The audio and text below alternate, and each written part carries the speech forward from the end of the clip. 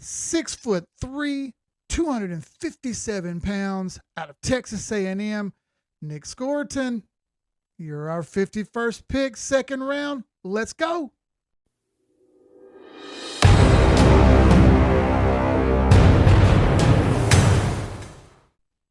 What's up, everybody? Glad to see you back. Carolina Keith. Got another review for you here. I'm going to go through each draft pick one by one like I told you I would. Second pick, 51, second round, Nick Scourton. Let's get into the details. If you guys would be so kind, please go give us a like, hit subscribe, hit the notification bell while you're there. I love doing data analysis. It's one of my favorite things to do in the world. You guys know this if you've been watching along at all. Got some pretty cool data for you for Nick Scourton. Want to show you what I'm talking about, why I think the Panthers took him. Also, maybe what they were thinking during the process. It's pretty cool information when you dig into it a little bit more. All right, so for Nick Scourton, it's a little bit important to understand something. I had a wild card grade on him, had wild card grade on about 8 guys I thought may go first or second round, but I had odd data on. Now, I'll explain the data in a moment, just like I did with our first pick. But it's important to note that the year before he was at Texas A&M, he was at Purdue, and he was actually projected top 10 pick if he had came out that year, which he couldn't yet. He transferred to Texas A&M, and he played a slightly different position. He actually gained 25 to 30 pounds to play that position. If you asked him, during the draft, they asked him, and I think after the draft also, he said he actually thought it was a good thing because he got to learn different things, new techniques, and be a little bit more versatile than what he was at Purdue. Now, the problem is his numbers fell off on the backside of that. His production was way down versus what it was at Purdue, and I'll show you what I mean. Plus, I got some film highlights from both of them. I want to show you kind of both sides of the coin so you can understand. All right, what I've got here is a data analysis of run defensive production and pass rush production. Pass rush being vertical here, and just behind the camera, as you can see, run defense being horizontal. Why is that important? Well, this kind of gives us an idea of how good the numbers that they produced were. And since we have these numbers on all the players via Pro Football Focus, shout out to Pro Football Focus and Gridiron Grading for this. Like we did on last video, I'll shout out everybody for all the data that I used because you guys already did the work for me. I just kind of put it into an algorithm and came up with an answer for myself, which gave me a little bit different grades than what I had on some other people, right? Some of the people who went first round I really didn't think should have went, but they went anyway. Some of the guys who I thought should have went later went way early, right? So that's a little bit different data on my part. But first, note the names in green that I underlined because they were first round picks in the draft that we just had, right? First edge taken was Abdul Carter. The second edge taken was Michael Williams. He's actually down here on the bottom. If you notice that his pass rush effectiveness was not very high. You'd want to be over this median average line. If you notice, all the names down here lower are not names that went high off the board, right? The only one that did was Michael Williams and Landon Jackson. Both those guys have more upside, I believe, and I'll kind of explain that in a moment, but your production is what actually matters when you're on the field. We can talk about measurables and what ifs all day long, but what did you actually produce? Well, one of the highest run defenders in the entire country was Jalen Walker, whom I thought we were going to end up with at pick 8, right? He ended up not going to pick 8. He went to the Falcons later. Whole nother thing. Abdul Carter, number 1 edge taken off the board. 3rd or 4th edge, depending on what you want to call Shamar Stewart. James Pierce Jr., also first round pick, early off the board, right? All 3 of these guys had very high production numbers. If you notice, Nick Scourton is right there with Princely. I can't pronounce your name correctly, but I'm going to do it on the next video. I hope perfectly. We'll see. I don't want to disrespect your name. That's why I don't want to screw it up. But note that their production numbers were some of the best in the country before last year. Guess what? How about what actually happened this year? So the last season that we had, Scourton's production fell off in both directions, and it fell more to the average here, which is kind of dead in between the quadrants, all right? If you kind of note, the quadrants here have scores to them. Stay away, high floor, meaning you might have got the best out of them. Banking on the upside, meaning maybe there's more to it, we just don't know yet. And then your targets being the guys who outperformed everything no matter what. Now, You can start to cut the list down about a bunch of different reasons for that. Always too old. He played in a weird system. He's got medical problems. He's got off-field issues. Whatever it is, oftentimes we see guys that are up here fall down and fall back out, or end up not being as good as they should have been. Not always, but if you note some of the names in the background right there, Aiden Hutchinson, Montez Sweat, TJ Watt, Myles Garrett, Joey Bosa, Chase Young, Nick Bonito, Nolan Smith, Kayvon Thibodeau, Rousseau, Osai, Max Crosby, all those guys, Trey Hendrickson, Rashawn Gary, all these numbers, Danielle Hunter, all these guys in this upper quadrant, right? These guys down here, you don't remember, do you? That's right, because most of them didn't produce where you thought they should have produced. And if you notice, none of these guys were in the first couple rounds. This matters. By the way, this is run and pass production put together with athleticism on the side. That's a little different from the chart that I just showed you where it was pass and run on each side. This is athleticism on the left, also from Gridiron Grading, and career production on the right. Nick Scourton is an average athlete, and that's okay. So is a lot of these other guys in the same box. Production scores dropped down to average-ish after last year. Obviously, we'd like more. We'll see what we can get. Now, this is from Pro Football Focus. Scourton had a 94th percentile true pass rush grade, even at Texas A&M, and combined with Purdue. All right, deep pass rushing bag, they said. I kind of disagree with that, but we'll see. Looking at some of the film. And he was still productive no matter what. Versatile, he played the wide 7 technique, which is a very niche kind of thing for college. They do it a little bit in the NFL, but it's more of a wide 5 or edge. I don't know. It's kind of hard to explain. They do it a slightly different way in the pros because guys are a little bit bigger, stronger, and faster. Sometimes you can get away with that in college. Now, obviously, we would like more. We'll see what we can get. And I'll talk about how I think we got more coming here because I think he's got better numbers than he had last year. Now, why I showed you that is if he's got a 94th percentile score on his pass rush grade, well, then what are we even talking about, right? How can a guy who's got a 94th percentile pass rush grade not go first round? Well, I'll show you in a moment.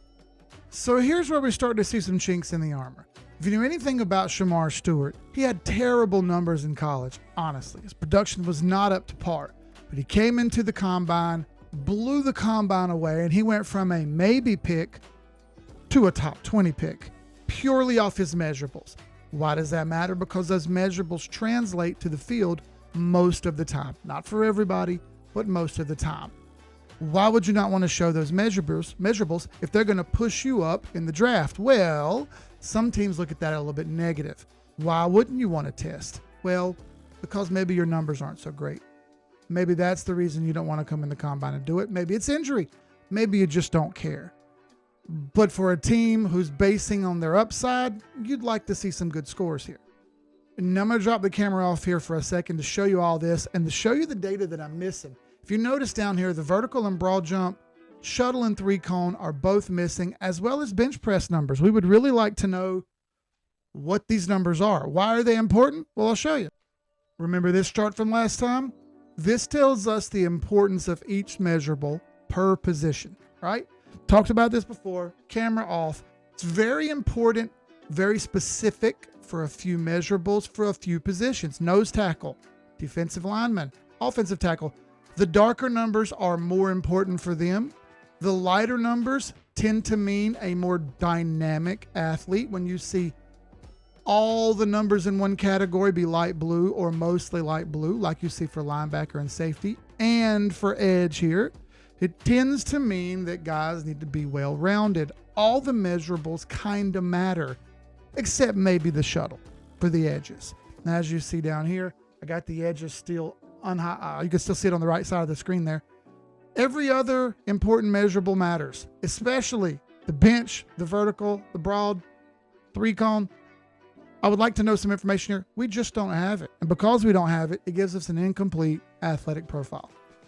Now that brings me back here. His name would have no longer been in the middle right here.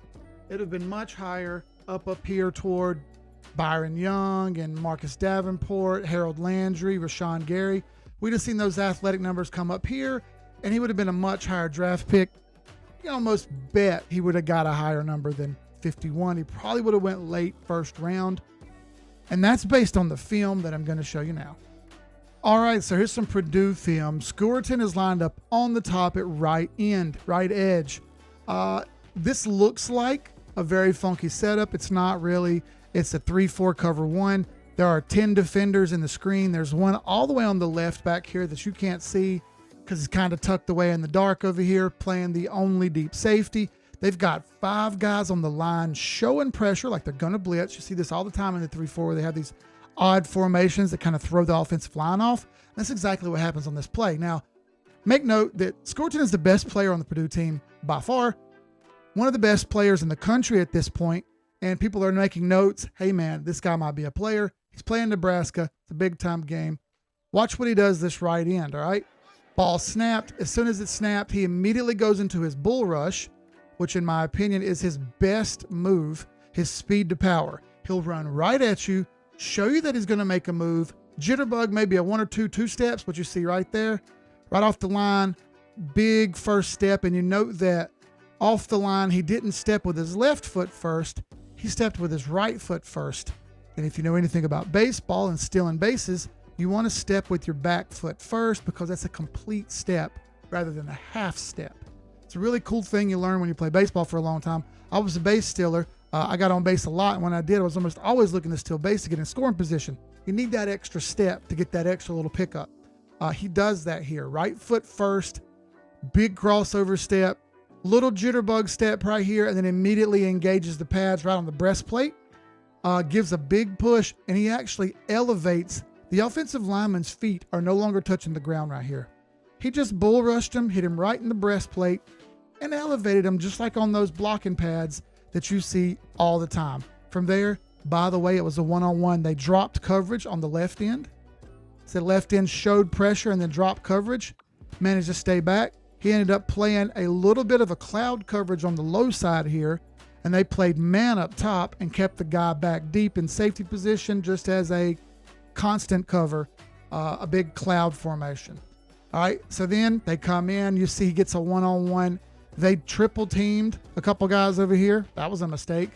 One-on-one versus Scourton. At this point in his career, he's going to eat you alive. Elevates the tackle and absolutely gets a massive run at the quarterback. Doesn't get credit for the sack. The quarterback has to step up. Make note of that because you're going to see that a lot in Panther uniform where he's going to bull rush, run upfield, and force the quarterback to step up in the pocket. It's actually one of his best traits. All right, same game at Nebraska. Now he's lined up at left end rather than right end like he was. Watch what he does on this one. Same oddball formation here. They're showing pressure with 5. They got 8 in the box to stop the run because you see that they have 1 tight end and 1 fullback in the game with 2 running backs total and 2 wide receivers out high. They've got nobody on the wide side down here. Tight ends covering the line of scrimmage for them to close off the line. Watch what he does to this poor tight end who they're going to stick one-on-one with him. It's a really nice play by Scourton. He immediately fires off the ball, shucks the block, bam, in the backfield. Rewind that and watch it again. Off the snap, immediately watch what the offensive linemen do. They instantly at the snap turn and block down line. They're looking for double teams here on the inside guys to get the 3 tech and the 1 tech off the ball and then run this little option in the background back here. But they need those linemen moving down the field to push those defensive linemen, create that cutback lane for the option, or beat it around the top with the speed rush around the corner. Can't do that. Watch what the quarterback does here when he realizes it's not going to work. Scourton's one-on-one with a tight end. What are you thinking? He's one of the best defenders in the Big Ten. One-on-one, you're in trouble. Ball keeps coming out. Fakes it to the fullback. No one bites on it. Tries to decide it's going to throw the ball now. Running back's looking for the pitch, doesn't get it. Plays busted. Scourton is already engaged, which is one of his best traits. Engage, power step, shucks the tight end, no problem. Then beats him with speed around the corner. Note that the offensive linemen have walled off this entire defense. If he doesn't make this play, This quarterback's cutting back right up the alley, and he's gone. 21 is out of position here. He's not in the right spot. He's actually looking for the quarterback to try to run down this same alley. And you'll see what I mean in a second here. All right, boom, boom, boom. Speed, speed, speed. And actually stops him for a loss. Linebacker safety over here is still completely out of the play. Actually getting hemmed up by the tight end now. If he doesn't make this tackle, this quarterback turns it up the field, and he's gone for a big gain. Excellent stop by Nick Scourton. Excellent.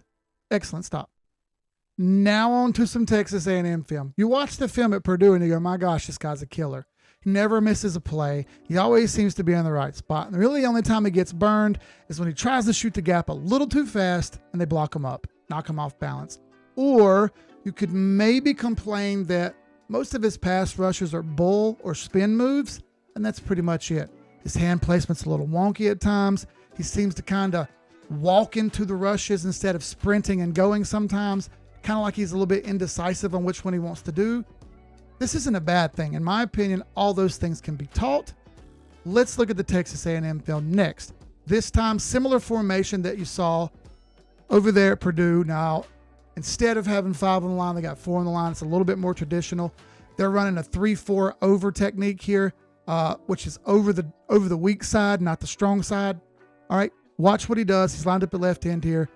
This is a run play. No hesitation at all. Ball snaps. Doesn't even think about it. Boom. Immediately explodes. Note that he did not bite on that play action even a little bit. Ball snapped. Big first step again. Left foot first. Back foot's his left foot. His left foot goes first. Boom. No wasted motion. Right into it. He hugs the line. Instead of taking an angular attack here, he hugs the line, which instantly forces that quarterback to make a decision. I can't give that running back the ball. I've got to keep it. The whole time, his speed is there. He's waiting for that quarterback to do this. Instantly sees the pull, and at the drop of a point of a dime, anchors that left foot down right there in the dirt, grass, immediately cuts back. Quarterback is absolute toast. -7 yards. Couldn't ask for a better run stop. Here it is from another angle. I'll let it run here. You can see his head there. Watch his head. The whole time his head is still in the same position. He never breaks his head, never gets lost, immediately reacts. You can't ask for a better play. Run stopping ability, in my opinion, is day one good enough to play in the league. You know what if I told you running is actually better for him than passing? He's actually a better run defender than he is a pass defender. That's a pretty darn good rush right there, wasn't it? Well, I thought so. How often do you see a guy pick a right tackle up on his breastplate, just chunk him back in the air and bull rush the quarterback? Not very often. Let me show you some run game stuff. Here again, you're going to try to run read options on him. He's going to eat you alive. Left end again, same formation, 3-4 over technique. Now it's over the tight end. The last one's actually 3-4 under. This one's 3-4 over. They're shaded over the tight end, all right? So they're guarding the strong side being the left side here. They have all the blockers over there. That's the first hint for the defense that they're going to run that way. They're always going to run to more blockers. And if they don't have the blockers on that side, you'll see the guards and the tackles or the center pull right to try to get some blockers on that side, on the weak side. They don't try it on this one. Scourton's lined up, standing defensive end here. Got his outside linebacker over his shoulder, so he knows he's got one duty: attack this gap. This gap opens up. He can shoot it. This gap stays closed. He's supposed to anchor and slide and keep his blockers from getting by, all right? Don't want to let him up the field. You want to anchor and hold that corner if it comes at you. Watch what he does here. No hesitation. Ball snaps. See his head placement? Run that back. Watch how his head never moves. He knew exactly what was happening the whole time. His slide step was perfect. Look at that. Click, click, click, hands out. Nobody blocks him. They tried the same thing that the last team did, except they didn't run a counter. They tried to run it right at him. He was all over it. They were thinking they could get around him. He instantly pivoted, had no problem. -4 yards. Beautiful stuff. The versatility of a guy who's a good run stopper. Now he's at 3 tech. 1 tech is lined up over the nose, but offset a little bit in the one gap. outside of the 1 gap, actually line up in the 5 gap over here. He's going to move back to the 3 gap here and play 3 tech. You didn't think he could do this, but he can. I don't think he's an actual 3 tech, though. I think he's an end. But here he is playing the 3 tech. Watch him blow this play up. Ball snaps. Boom, no hesitation. This might be his best handwork that I've seen on his film. Engages the blocker. Blocker thought he was going to try that hug and roll move. Scourton wasn't having it. He was all over it. He got underneath his arms. Instantly shucked that blocker. Blocker lunged. He went right around him down the 3 tech hole and immediately blew up that quarterback. Quarterback with a big overthrow. Rushed to throw. Scourton in his face. As you see right there. That ain't going to get it. Beautiful pass rush move. Like I said, probably one of his best ones. Now, the one play I didn't show you was his spin move because it's been shown 350 times all over the internet. That's his best move. It's more of a power spin. You usually get 3 steps, bang, bang, bang. He hits you with his hands, but he actually drops his hands, spins and pivots with his shoulder. It's a really nice spin move. Unfortunately, it's his only move. Think that's why he actually slid. His hand placement's a little off sometimes. He can get better at that. That's an easily fixable thing. His moves are a little bit crude because he's got such good power. He goes speed to power automatically almost every time. You saw the 1 hand swipe he had. That's about the best swim he had his whole career, honestly. From what I saw in the film, he may have had other ones, and that's fine. But in the moment, that's the best one that I saw. I understand why he failed.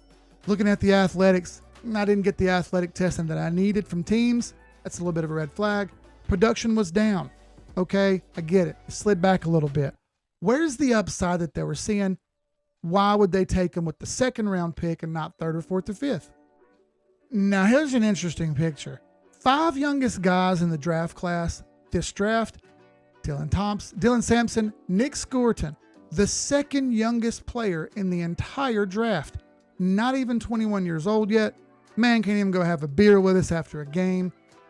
Upside. This screams upside. How, at 18 years old, playing at Purdue, did you get 10 sacks, turning 19 while you were there? Yes. Did that just become a fluke? Did you manage it? No, that's not a fluke. Clearly, you've got some abilities in there that we can unlock. Goes to Texas A&M, puts on some weight, slows down, becomes more of a guy that attacks double teams and specializes in run stopping than pass rushing. Goes into the combine, realizes, hey man, this might have cost me a lot. Let me lose some weight, put on some slimness, show my speed. Not going to do anything else, but I think that film and that speed is enough to convince a bunch of teams to want to take me. I think that's got a lot of the upside potential right there. Again, if you can replicate these numbers again with the athletic testing that he's shown he's able to do, seen the film, he can get his name right up in here with Abdul Carter. Princely, I can't say your last name correctly, so I'm not going to try yet. There's the upside I think they're waiting for. Now, Dan Morgan moved up to do this draft pick. We were sitting at 74 and we moved to 51 to get him. He said that they had a 1st round grade on him. He saw a couple pass rushers start to come off the board and maybe a run on defense happen. He said it was the right time to move up. The value was there. And honestly, I agree. I think his run stopping is good enough to play day 1. We were I want to say dead last, but maybe 30th or 32nd worst defense against the run last year. Again, historically bad defense in general. How in the world is a run stopper going to hurt, right? You're getting Derek Brown back. You signed a couple guys in free agency, and you drafted another guy that we'll talk about on the next video who'll help even more with that. All in all, I think it was a great pick. Honestly, I wanted Scourton top 10. Thought he had the potential, maybe not the athletics, maybe not the production yet. I think he's a work in progress. Being as young as he is, he's got a bunch of years ahead of him. I like his attitude. He seems like a dog. When they interviewed him, he don't like to play games. He likes to get to work. He was very angry that 31 other teams passed on him. He said he can't wait to get here and play. I know I'm excited. Hope y'all are excited. I'll see you guys at the next video. Remember, if you haven't done so, please do me the kindness, man. Drop a like, comment, and subscribe. It's free. Why not? See you guys on the next video. As always, y'all be good. Sky's the limit. I'm out. Peace.